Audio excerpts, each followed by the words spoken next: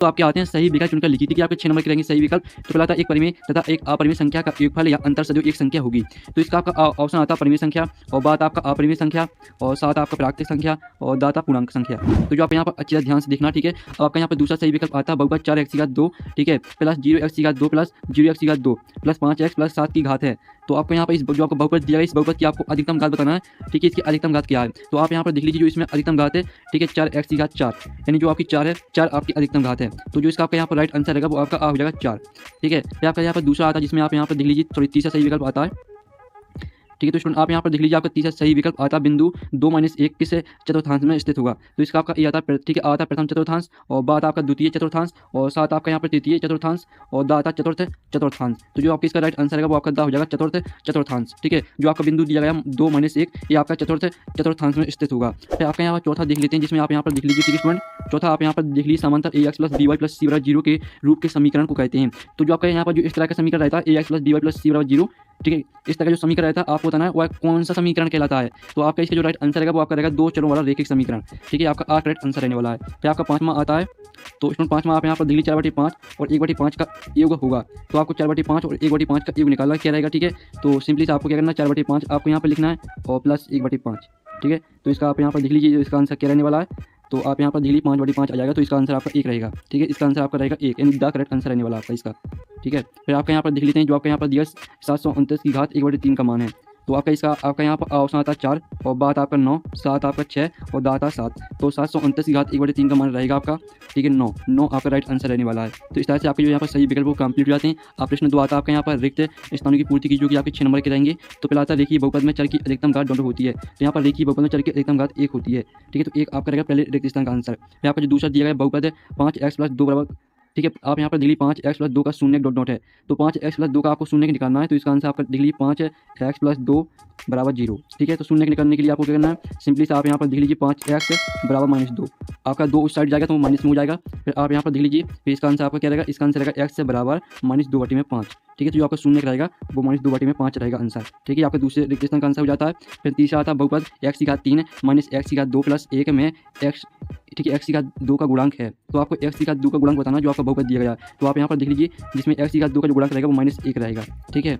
और फिर आप यहाँ पर देख लीजिए, फिर आपका आता है चौथा भाज्य बराबर भाजक गुणे भागफल प्लस शेषफल। शेषफल आपका यहाँ पर रहने वाला है चौथे रिक्त स्थान का आंसर शेषफल, ठीक है। फिर आपका यहाँ पर आता है पाँचवां मूल बिंदु के निर्देशांक दोनों होते हैं। तो आप सभी को पता होगा मूल बिंदु के जो निर्देशांक है वो 0 0 होते हैं, ठीक है, आप सभी को पता ही होगा। साथ ही आपका यहाँ पर 6वां आता है 5 - 3, ठीक है, 3 माइनस, ठीक है। आप यहाँ पर देखिए 5 - 3 माइनस कोष्टक -2 कोष्टक बंद प्लस 2 - 2 बराबर, इसको आपको हल करना है। तो जो इसका आपका राइट आंसर निकल के आएगा वो आपका 4 निकल के आएगा, ठीक है। आप हल करेंगे तो इसका आंसर आपका 4 रहेगा। तो 6 में रिक्त स्थान का आंसर आपका 4 रहने वाला है। अब चलिए आपके यहाँ पर देख लेते हैं प्रश्न 3 आता है सही जोड़ी बनाइए, जो कि आपके यहाँ पर 6 नंबर की रहेंगे। स्तंभ अवयव में दी सही जोड़ी आपकी, ठीक है, स्तंभ अवयव में आपकी सही जोड़ी दी गई है। तो जो पहली आपकी आती है -0.85 प्लस 1.25 है। तो इसको आपको 0.4 से मैच करना है। और जो आपकी यहाँ पर दूसरी आती है -216/6, तो इसको आपको -36 से मैच करना है। और जो आपकी तीसरी आती है -2 -3.5, तो इसको आपको मैच करना है 7 से।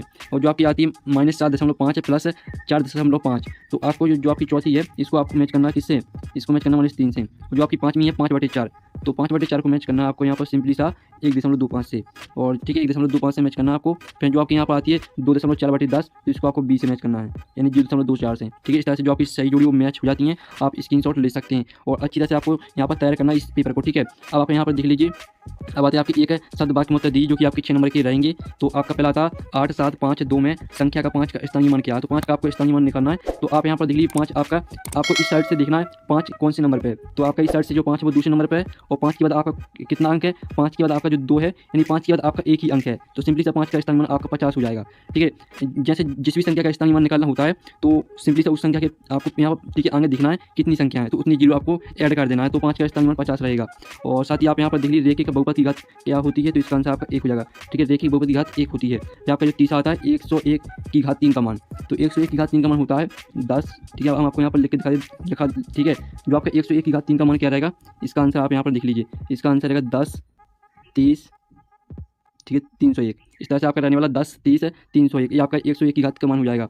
और फिर जो आपके यहाँ पर दिया गया चौथा 0 व 1 के बीच एक परिमेय संख्या लिखिए, तो आपका 0 और 1 के बीच जो आपकी परिमेय संख्या रहेगी वो 1/2 हो जाएगी, 1/2। ठीक है, आपका रहने वाला चौथे का आंसर है। जो आपको 5वां दिया गया 7/8 का दशमलव प्रसार किस प्रकार का है, तो यहाँ पर 7/8 का जो दशमलव प्रसार है वो आपका शांत, ठीक है, शांत प्रकार का है, तो शांत आपका रहने वाला है 5वीं का आंसर। फिर जो आपका 6वां आता है ऐसा बहुपद है जिसमें केवल एक पद होता है, क्या कहलाता है, तो इसका आंसर आपका रहेगा एक पदीय। ठीक है, एक पदीय कहलाता है, एक पदीय। ठीक है, ऐसा बहुपद जिसमें केवल एक पद होता है, एक पदीय कहलाता है। अब चलिए आपके यहाँ प्रश्न 5 आता सत असत का चयन करके लिखिए। तो पहला आता है देखिए बहुपद की घात 1 होती है, तो पहला 7 रहेगा। दूसरा आता है एक घन में कुल 8 शीर्ष होते हैं, तो ये भी 7 रहने वाला है। फिर तीसरा आता है प्रत्येक पूर्ण संख्या एक परिमेय संख्या होती है, तो ये भी आपका 7 रहेगा। और जो आपका चौथा आता है प्रत्येक परिमेय संख्या एक पूर्ण संख्या होती है, तो आपका 7 हो जाएगा। जो 5वां आता है शंकु एक गोलाकार ठोस आकृति होती है, तो ये भी आपका 7 रहेगा। और जो 6वां आता है दो चरों वाले रैखिक समीकरण के अपरिमित रूप से अनेक हल होते हैं, तो ये आपका 7 रहने वाला है। तो इस तरह से आपके 7 भी कंप्लीट हो जाते हैं।